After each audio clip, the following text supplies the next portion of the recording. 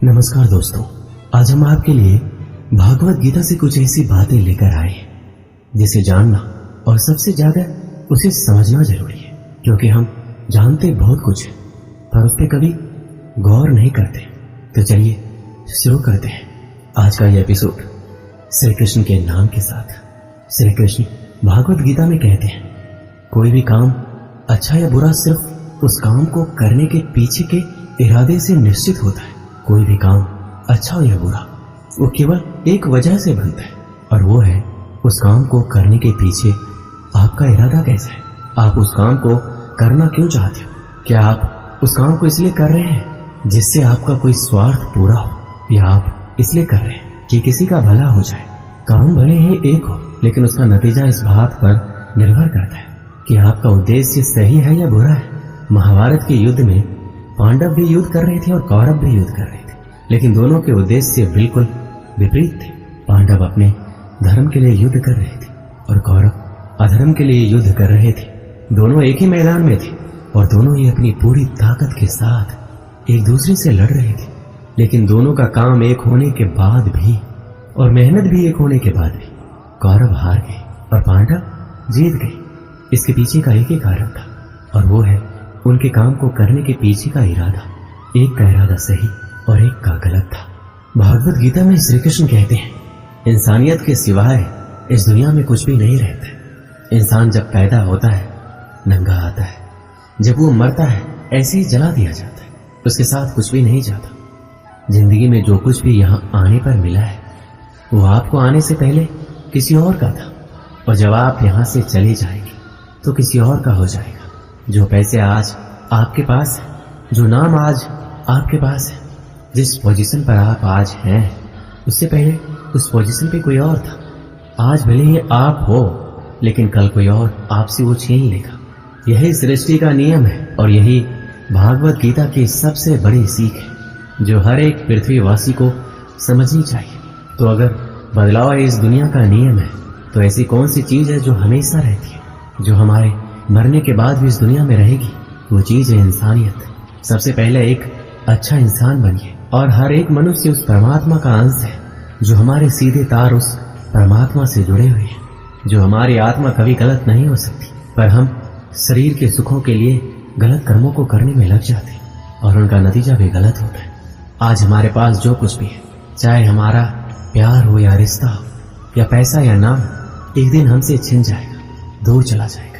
यही सृष्टि का नियम है, जो कल किसी और का था वो आज आपका है, लेकिन जो आज आपका है वो आने वाले दिनों के बाद किसी और का हो जाएगा। श्रीमद् भागवत गीता में श्री कृष्ण कहते हैं, आप जैसा सोचते हो वैसा बन जाते। आज आप अपने जीवन में जो कुछ भी हो, केवल और केवल आपकी सोच की वजह से। आज कोई भी इंसान अगर किसी लेवल पे है, चाहे वो लेवल ऊपर हो या नीचे, वो सिर्फ उस इंसान की सोच की वजह से है। अगर एक भिखारी भी अमीर बनना चाहे तो बन सकता है। दुनिया में कोई ऐसी ताकत नहीं है जो उसे अमीर बनने से रोक सके। श्री कृष्ण कहते हैं, सच्चाई और अच्छाई को कभी हराया नहीं जा सकता, ना कभी छुपाया जा सकता है। इसलिए सच कहने और अच्छे कामों को करने से कभी मत डरिए। सच्चाई और सूरज को ज्यादा देर तक छिपाया नहीं जा सकता। एक वक्त आने पर इनको दुनिया के सामने आना ही पड़ता है। आप उनको सामने आने से नहीं रोक सकते। इसलिए अगर आज आप कोई ऐसा काम कर रहे हैं जो गलत है और जिसमें झूठ है, तो आपको उस काम को तत्काल ही छोड़ देना चाहिए, क्योंकि किसी न किसी दिन आपकी सच्चाई इस दुनिया के सामने जरूर आएगी। हम सब अपने जीवन में बहुत सारे झूठ बोलते हैं, किसी के आरोप से बचने के लिए या फिर अपना फायदा देखने के लिए। भागवत गीता में ये कहा गया है, अगर आप कोई ऐसा सच बोलते हैं जिससे किसी मासूम के साथ अन्याय होता, तो वह बोला गया सच अच्छा नहीं होता है। और अगर आप ऐसा असत्य बोलते हो जिससे किसी का भला होता है पर किसी का नुकसान भी नहीं होता है, तो बोला गया असत्य भी बुरा नहीं होता। इसमें महत्वपूर्ण बात यह है कि किसी के साथ अन्याय नहीं होना चाहिए। इस सत्य असत्य और असत्य सत्य को समझना बहुत ही बारीकी का काम है। इसलिए अपने विवेक से 2 बार सोचने के बाद ही निर्णय लें कि आपको क्या बोलना चाहिए और क्या नहीं। भागवत गीता में श्री कृष्ण कहते हैं, हमें सिर्फ कर्म करने का अधिकार है, फल के बारे में ना सोचें। आपको काम करने की तो छूट है, लेकिन अपने आपके उस काम में होने वाली जीत और हार में खुद को बांध करके नहीं रखना चाहिए।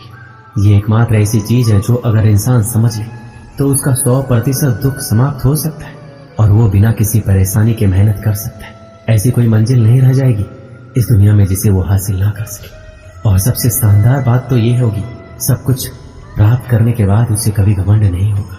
आपको कभी भी किसी काम को करने का उद्देश्य ये नहीं होना चाहिए कि अगर इस काम को मैं अगर कर लूंगा तो मुझे ये फल प्राप्त हो जाएगा। अक्सर होता यह है कि हम मेहनत तो बहुत कर लेते हैं, लेकिन उस मेहनत से ज्यादा हमारे मन में चिंता होती है, इच्छा होती है। हर वक्त हम ये सोचते हैं कि मैं इतना मेहनत तो कर रहा हूं, मुझे सफलता क्यों नहीं मिलेगी, मुझे तो सफलता मिलनी ही चाहिए। हमारी आशाएं बढ़ जाती है जितनी हमारी मेहनत होनी चाहिए।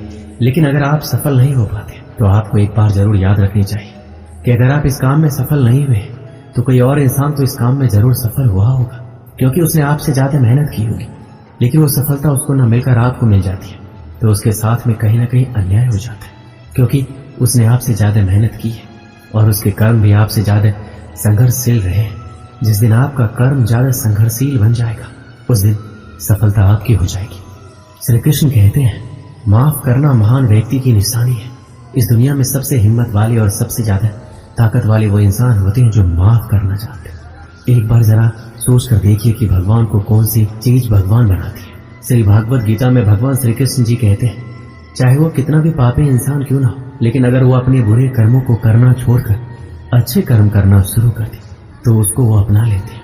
यानी कि भगवान इस पूरी सृष्टि के मालिक होकर भी इतने नेक दिल और उनके दिल में सबके लिए जगह है और उनके लिए सब सामान है। माफ करना महान व्यक्ति की निशानी है और माफ वही कर सकता है जो सामने वाले के किसी न किसी नजरिए से बड़ा हो। किसी की गलती होने पर उस पर नाराज होना या उस पर गुस्सा होना बहुत आसान काम है और ये काम कोई भी इंसान कर सकता है। लेकिन हिम्मत वाले इंसान गलती करने वाले इंसान को माफ करके उसको एक और मौका दे सकते हैं। इस दुनिया में जब कोई इंसान कुछ महान कार्य करता है तो बाकी की दुनिया भी ठीक वैसे ही करती है। श्री कृष्ण ने महाभारत में कही थी कि हे अर्जुन, अगर तू लड़ाई नहीं करेगा तो हर कोई तुझे और तेरे वंश को गालियां देगा कि अर्जुन कितना कायर था। लेकिन अगर तू युद्ध करके जीत जाएगा तो इससे आगे आने वाली जो दुनिया होगी उसमें तू एक उदाहरण होगा और उदाहरण ये होगा कि धर्म की अधर्म पर जीत हो सकती है। और अर्जुन, जो तू करेगा उसकी बहुत बड़ाई होगी और तेरी आने वाली पीढ़ियां भी तेरी तरह ही कर्म करेगी। भगवान श्री कृष्ण के वाक्य में एक और गहरा अर्थ छुपा हुआ है और वो है, अगर आप अपने जीवन में किसी ऐसे लेवल पर हो जिस लेवल पर जाना किसी समान इंसान के लिए आसान बात नहीं होती, तो आपको अपने हाई पोजीशन से इस दुनिया में ऐसे उदाहरण प्रस्तुत करने चाहिए जिनसे सब लोगों की भलाई हो और सबको एक ही रास्ता दिखे। श्री कृष्ण भगवत गीता में कहते हैं, इस दुनिया में कुछ भी असंभव नहीं है। हमें ऐसा लगता है कि अपने मन को गुलाम बनाना मुश्किल है, लेकिन भागवत गीता में कहा गया है कि इस दुनिया में कुछ भी असंभव नहीं है। हम अपने दिमाग को, अपने विचारों को खुद को वश में कर सकते हैं, बशर्ते अगर हम ऐसा करना चाहें और अगर इसका अभ्यास करें तो संभव है। जब श्री कृष्ण अर्जुन से कहते हैं, हे अर्जुन, तुझे अपने मन को काबू में रखकर अभी केवल और केवल अपने युद्ध पर ध्यान देना चाहिए, तो उसके बाद अर्जुन श्री कृष्ण से कहते हैं, हे भगवान, आपने ये कह तो दिया कि ये मन दुख और हर बीमारी की जड़ है, पर ऐसा तो हो ही नहीं सकता कि इंसान अपने मन को पूरी तरह से अपने काबू में कर ले। फिर ऐसा कौन सा तरीका है जिससे अपने मन को काबू में कर सकते हैं? इस प्रश्न पर भगवान श्री कृष्ण जवाब देते हुए कहते हैं कि दुनिया में कोई ऐसा काम नहीं है जिसको कोई इंसान नहीं कर सके। प्रयास से हर काम सफल बनाया जा सकता है। अगर कोई किसी पहाड़ को फतह करना चाहता है, अगर वो एक बार में ऐसा नहीं कर सकता तो उसे अपनी कोशिश जारी रखनी चाहिए। अगर आप किसी काम को करने में फेल हो रहे हैं, अगर आपको उस काम में सफलता हासिल करनी है, तो आपको अपनी असफलता होने की दर बढ़ानी होगी। आपको केवल इस बात पे ध्यान रखना है, अगर मुझे इस पहाड़ पर चढ़ना है तो मुझे सिर्फ चढ़ना है।